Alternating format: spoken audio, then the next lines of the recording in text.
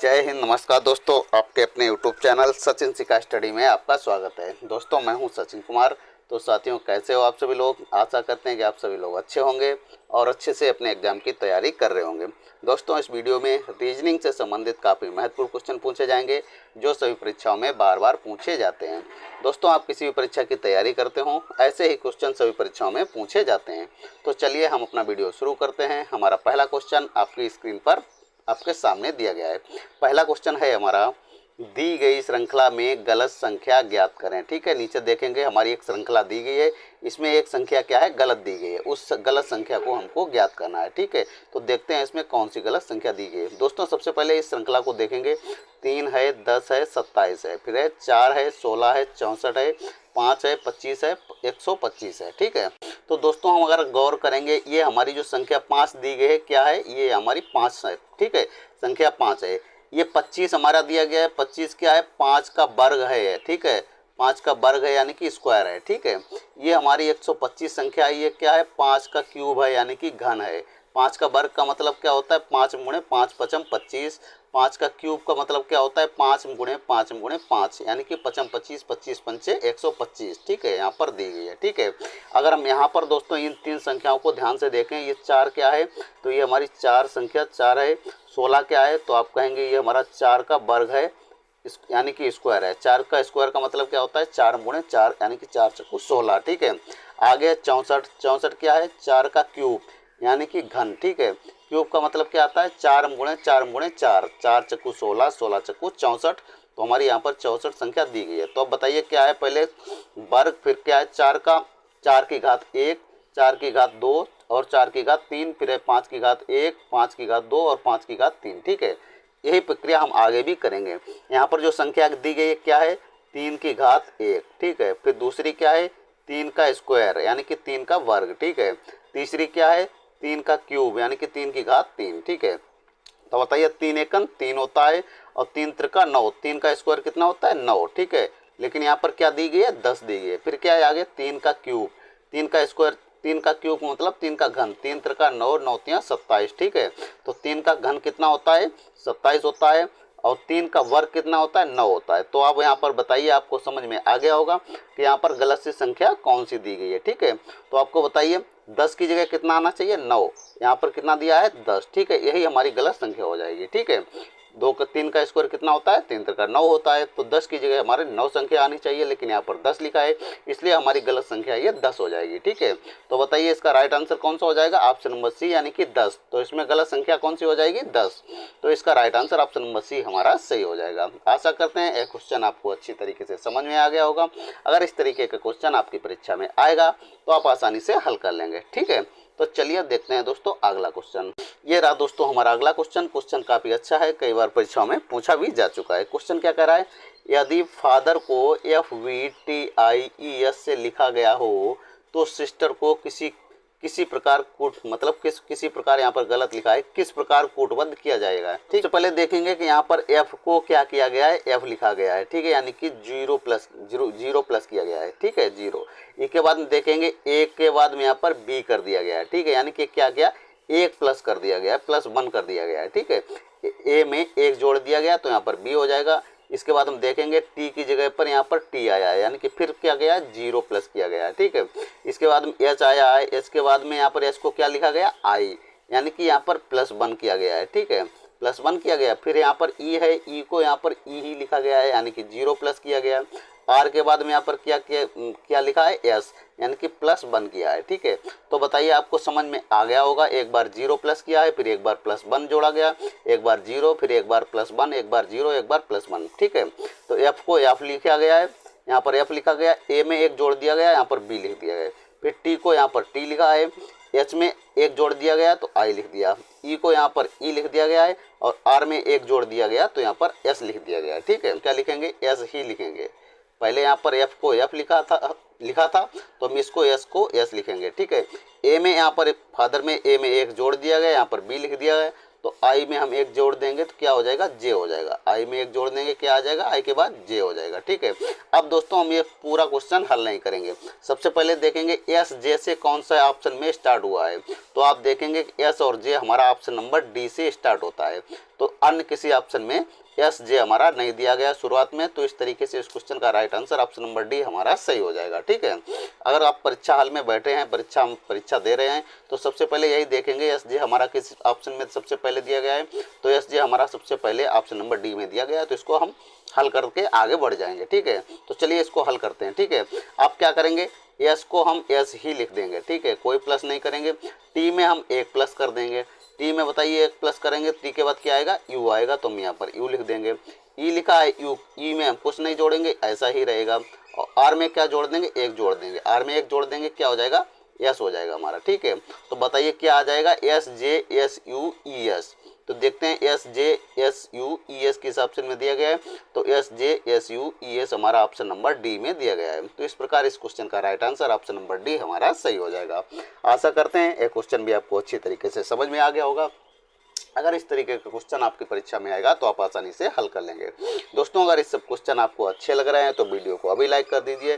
Channel को subscribe नहीं किया तो चैनल को सब्सक्राइब करके आप हमारे चैनल से जरूर जुड़ जाइए, ताकि जब भी हम नया वीडियो अपलोड करें तो आपके पास आसानी से नोटिफिकेशन पहुंच सके। ठीक है, चलिए देखते हैं दोस्तों अगला क्वेश्चन। ये रहा दोस्तों हमारा अगला क्वेश्चन, काफ़ी अच्छा क्वेश्चन है। ये भी कई बार परीक्षाओं में पूछा गया है। क्वेश्चन क्या है हमारा, सूर्यास्त के समय मेरी छाया मेरे दाहिनी ओर पड़ती है तो मेरा मुख किस दिशा की ओर होगा। दोस्तों काफ़ी अच्छा क्वेश्चन है, कई बार परीक्षाओं में पूछा गया है। दोस्तों जब इस प्रकार के क्वेश्चन आते हैं तो सबसे पहले हमको दिशा का ज्ञान होना जरूरी है। दिशाएं हमारी किस प्रकार होती हैं, तो दिशाएं हमारी इस प्रकार हैं। ठीक है, ऊपर हमारी क्या होती है, ऊपर हमारा उत्तर होता है। ठीक है, ऊपर उत्तर होता है। नीचे क्या होता है, दक्षिण होता है। दाहिने तरफ क्या होता है, पूरब होता है। दाहिने तरफ क्या होता है, पूरब। ठीक है, और बाएं तरफ क्या होता है, पश्चिम होता है। ठीक है, बताइए इस तरीके से होता है। तो अब आइए आप क्वेश्चन पे। क्वेश्चन कह रहा है सूर्यास्त के समय मेरी छाया मेरे दाहिनी ओर पड़ती है। तो सबसे पहले बताइए सूरज हमारा किधर निकलता है, पूरब की तरफ। तो पूरब क्या होता है, सूर्योदय होता है। पश्चिम सूर्यास्त किधर होता है, पश्चिम। भाई हमारा सूर्य उदय होता है पूरब की तरफ और सूर्य अस्त होता है पश्चिम की तरफ। ठीक है, तो सूर्यास्त किधर होता है, पश्चिम की तरफ। तो मान लीजिए हम यहाँ पर कोई लड़का है, कह रहा है सूर्य मेरी, क्वेश्चन क्या कह रहा है, सूर्यास्त के समय मेरी छाया। मान लीजिए आप यहाँ पर खड़े हैं। ठीक है, कहाँ पर खड़े हैं, यहाँ पर। ठीक है, यहाँ पर आप खड़े हैं। ठीक है, यहाँ पर आप खड़े हैं। तो आपकी छाया आपकी ओर पूरब, बताइए पश्चिम किधर है, तो पश्चिम आपका इधर हो जाएगा। और पूरब किधर हो जाएगा, पूरब आपका इधर हो जाएगा। ठीक है, ये हो जाएगा। अब बताइए कह रहा है सूर्यास्त के समय मेरा मुख किस दिशा में है। तो बताइए सूर्यास्त किधर होगा, सूर्यास्त पश्चिम की तरफ होगा। तो यहाँ पर मान लीजिए सूर्यास्त हमारे कहाँ पर होगा, पश्चिम की तरफ। तो सूरज कहाँ पर होंगे, यहाँ पर होंगे। ठीक है, सूरज कहाँ पर होंगे, यहाँ पर। ये हमारा सूरज हो गया। ठीक है, ये आप खड़े हैं यहाँ पर। ठीक है, ये आप खड़े हैं। तो बताइए आपकी जो आप यहाँ पर खड़े होंगे तो छाया आपकी किधर होगी, छाया आपकी ये हो जाएगी, ये आपकी छाया हो जाएगी। ठीक है, अब क्वेश्चन क्या कह रहा है, मेरी छाया मेरे दाहिने ओर पड़ती है। तो बताइए आपका जो आपकी जो छाया, तो आपका इधर वाला हाथ कौन सा हो जाएगा, भाई दाहिने ओर। जो छाया आपकी है ये किधर है, दाहिने ओर है। ठीक है, तो आपका इधर हो जाएगा दायां हाथ और इधर हो जाएगा आपका बायां हाथ। ठीक है, तो दायां हाथ बताइए किधर साइड होगा, आपका पूरब की तरफ हो जाएगा। और बायां हाथ ये किधर हो जाएगा, पश्चिम की तरफ हो जाएगा आपका। ठीक है, तो बताइए आपका जब दायां हाथ पूरब की तरफ होगा और बायां हाथ पश्चिम की तरफ होगा तो आपका मुंह किधर हो जाएगा, उत्तर की तरफ हो जाएगा। ठीक है, आपका मुंह किधर हो जाएगा, उत्तर की तरफ हो जाएगा। तो देखते हैं उत्तर हमारा किस ऑप्शन में दिया गया है। तो उत्तर हमारा ऑप्शन नंबर सी में दिया गया है।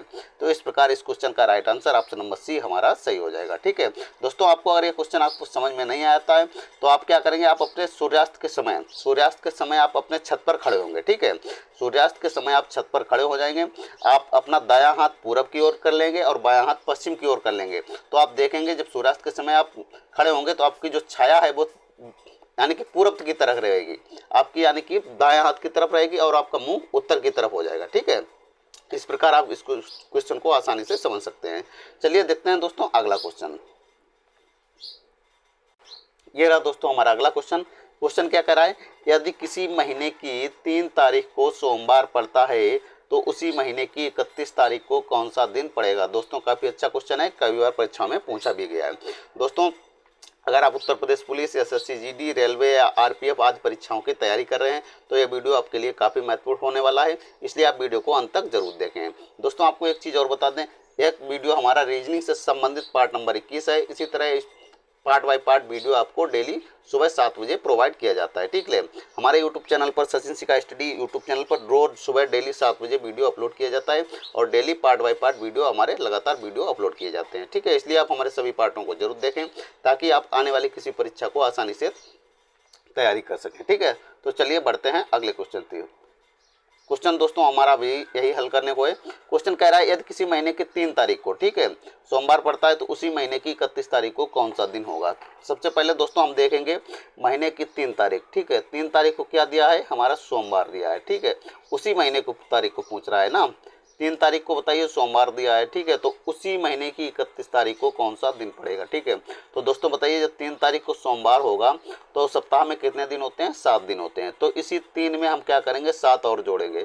इस 3 में 7 जोड़ेंगे तो कितना हो जाएगा, 10 हो जाएगा। 7 क्यों जोड़ते हैं, सप्ताह में 7 दिन होते हैं इसलिए हम 7 जोड़ते हैं।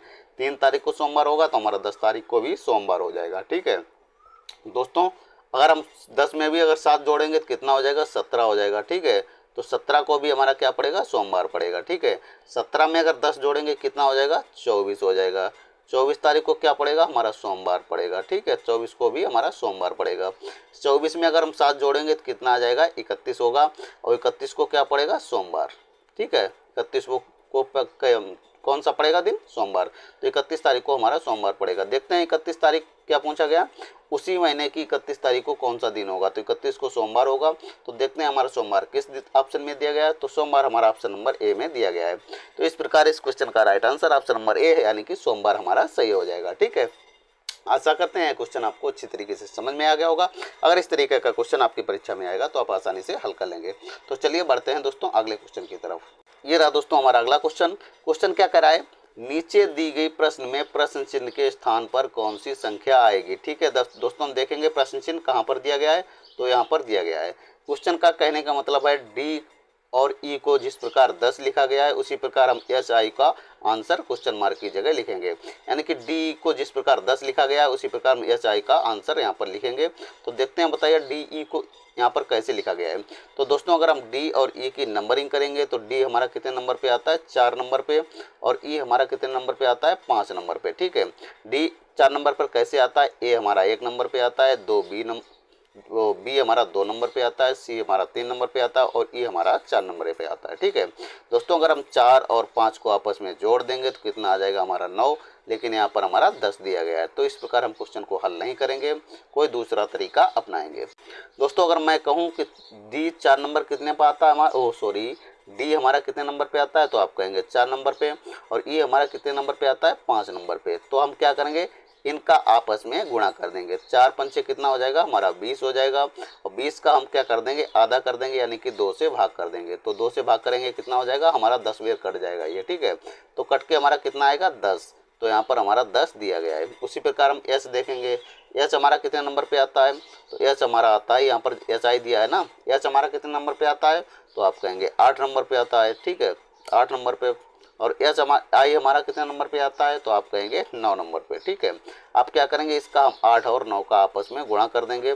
8 नेम कितना होता है, 8 नेम होता है हमारा 72। ठीक है, आप बताइए 72 को क्या कर देंगे, हम 2 से भाग कर देंगे, यानी कि आधा कर देंगे। 2 एकम 2, 2 तिया 6, एक बच्चा 12 हो जाएगा, 2 छंग 12। ठीक है, तो कटने के कितना निकल गया हमारा, 36। तो क्वेश्चन मार्क की जगह बताइए आप कितना हो जाएगा, 36 आएगा हमारा क्वेश्चन मार्क की जगह। यही हमारा राइट आंसर हो जाएगा। देखते हैं 36 हमारा किस ऑप्शन में दिया गया है, तो 36 हमारा ऑप्शन नंबर सी में दिया गया है। तो इस प्रकार इस क्वेश्चन का right answer option number C, यानी कि 36 हमारा सही हो जाएगा। ये रहा दोस्तों हमारा अगला क्वेश्चन। दोस्तों इस क्वेश्चन का आंसर हम आप लोगों को नहीं बताएंगे, आप लोग क्या करेंगे, इस क्वेश्चन का आंसर मुझको कमेंट बॉक्स में कमेंट करके बताएंगे कि इस क्वेश्चन का कौन सा ऑप्शन सही होगा। दोस्तों अगर इस क्वेश्चन को हल करने में आपको कोई समस्या आ रही है तो हमारे रीजनिंग के पार्ट नंबर 20 में इसको देख सकते हैं। रीजनिंग के पार्ट नंबर 20 में इसको विधिवत तरीके से हल किया गया है। दोस्तों अगर ये वीडियो आपको अच्छा लगा हो तो वीडियो को लाइक करें, शेयर करें एवं चैनल को सब्सक्राइब करें। मिलते हैं अगले वीडियो में, तब तक के लिए जय हिंद, नमस्कार।